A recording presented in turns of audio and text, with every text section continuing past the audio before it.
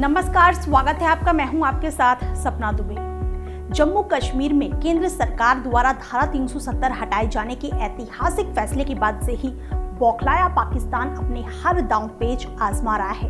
भारत के साथ कूटनीतिक संबंधों में कमी से लेकर व्यापारिक संबंध खत्म करने के आत्मघाती फैसले के बाद पाकिस्तान ने संयुक्त राष्ट्र सुरक्षा परिषद का भी दरवाजा खटखटाया। पाक ने यूएनएससी में भी कश्मीर मुद्दा उठाने का भरपूर प्रयास किया, लेकिन उसकी हर कोशिश पानी में गई और पाकिस्तान को बाकी देशों की फजीहत का सामना करना पड़ा। अगर केवल तुर्की और चीन को छोड़ दिया जाए तो इस मुद्दे पर पाक को किसी भी देश का साथ नहीं मिला।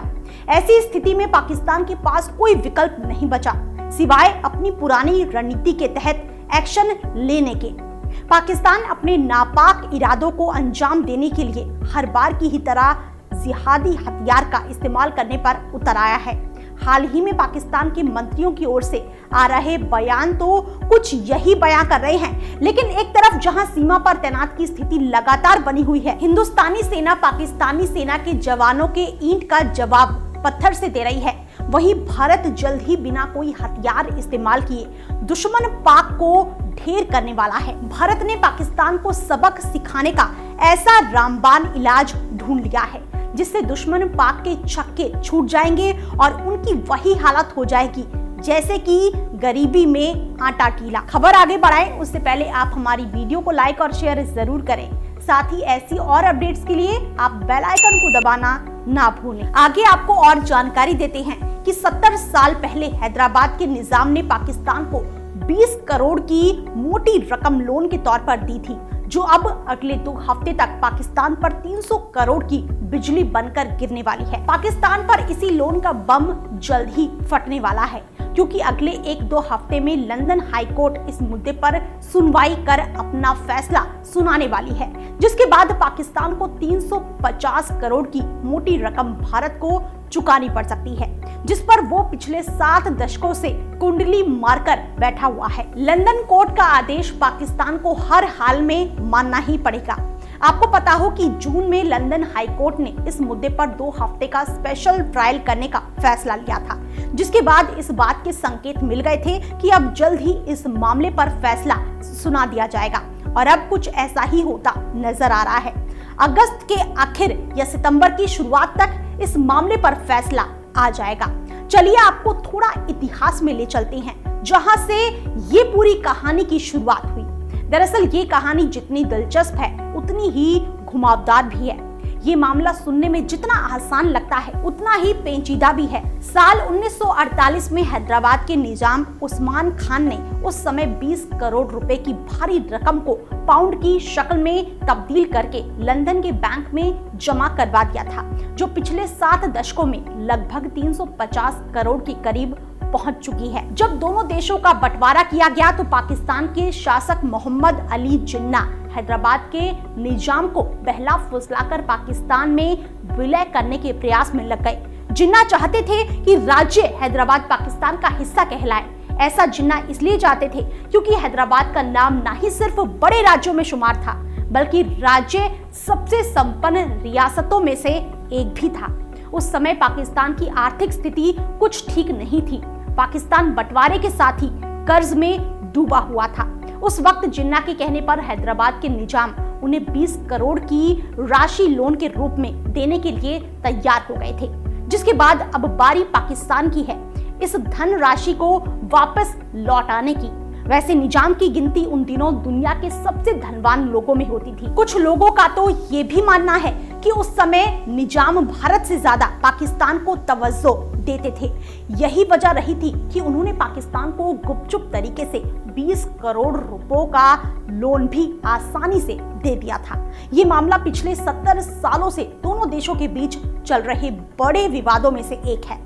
बंटवारे के वक्त पाकिस्तान ने निजाम के दिए 20 करोड़ रुपए से ही अपनी शुरुआत की थी। उस वक्त भी पाकिस्तान के ऊपर 40 करोड़ रुपए का कर्ज था। इसलिए जब निजाम उन्हें इतनी बड़ी रकम देने के लिए मान गए थे तो पाकिस्तान ने एक बहुत बड़ी राहत की सांस ली थी। जिन्ना काफी लंबे टाइम तक निजाम को मानते रहे थे। वो कहते हैं ना, कहानी में ट्विस्ट आना, तो इस कहानी में दिलचस्प मोड़ उस समय आया जब भारतीय सेना ने 18 सितंबर 1948 को हैदराबाद पर कब्जा जमा लिया था। वो बात अलग है कि हैदराबाद के निजाम इससे पहले पाकिस्तान के लिए 20 करोड़ रुपए इंतजाम कर चुके थे। निजाम ने इस इतनी बड़ी रकम लंदन में स्थित पाकिस्तान हाई कमिश्नर हबीब इब्राहिम रहमतुल्लाह के अकाउंट में जमा करवाने का फैसला लिया था, जो उस समय नए नए पाकिस्तान हाई कमिश्नर बनकर लंदन आए थे। निजाम का दिया जाने वाला धन 20 सितंबर 1948 में नेशनल वेस्टमिंस्टर बैंक की लंदन शाखा में जमा हुआ था, जिसे अब नेस्ट वेस्ट बैंक के रूप में जाना जाता है। इस बारे में जब भारत सरकार को पता चला तो उन्होंने सीधे निजाम से इस बारे में पूछताछ की, क्योंकि हैदराबाद को विलय होने के बाद निजाम ऐसा नहीं कर सकते थे। लेकिन इस पर निजाम ने कहा कि उन्हें तो इस बारे में कोई खबर ही नहीं है कि उनका पैसा पाकिस्तान को दिया गया है। ये काम उनके मंत्री ने उन्हें बिना बताए किया है। वैसे कहा जाता है कि हैदराबाद के आखिरी निजाम उस्मान अली खान ने पाकिस्तान को ये पैसा देने का फैसला उस वक्त लिया था जिस समय वो इस दुविधा में थे कि वो भारत के साथ विलय करें या पाकिस्तान के साथ जाएं। हैदराबाद के निजाम ने पाकिस्तान को पहले 20 करोड़ रुपए का लोन दिया और फिर उसे वापस लेने की ओर कदम बढ़ाया था।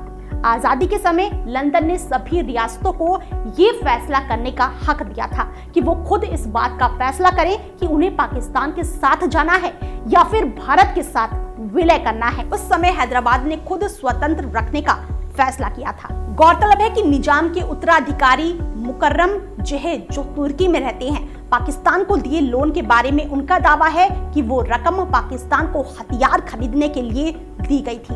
इस केस को हैदराबाद फंड केस के रूप में जाना जाता है।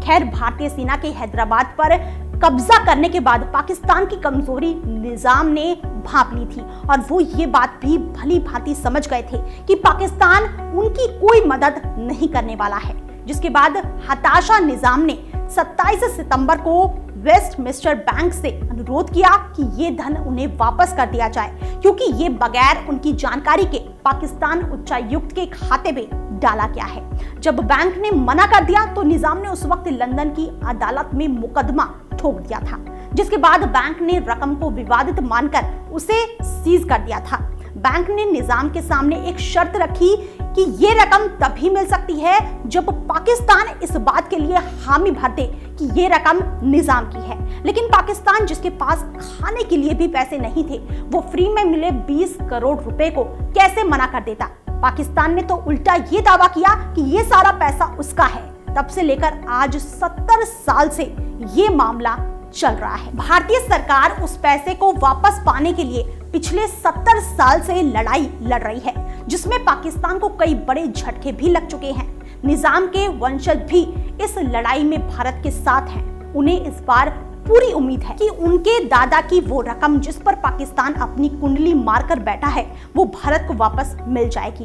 पाकिस्तान अभी तक उस रकम को अपना साबित कर नहीं पाया है, जिसकी वजह से ये केस भारत के पक्ष में है। अगर इस पर सुनवाई में पाकिस्तान हार जाता है तो इस कंगाली की मार में उस पर 350 करोड़ रुपए का एक बम और फूटने वाला है, जिसे शायद ही पाकिस्तान झेल पाएगा। फिलहाल इतना ही। बाकी ऐसी और वीडियोस के लिए आप चैनल को सब्सक्राइब करना ना भूलें। आप देख रहे हैं नेट्रिक न्यूज, साहस सच कहने का।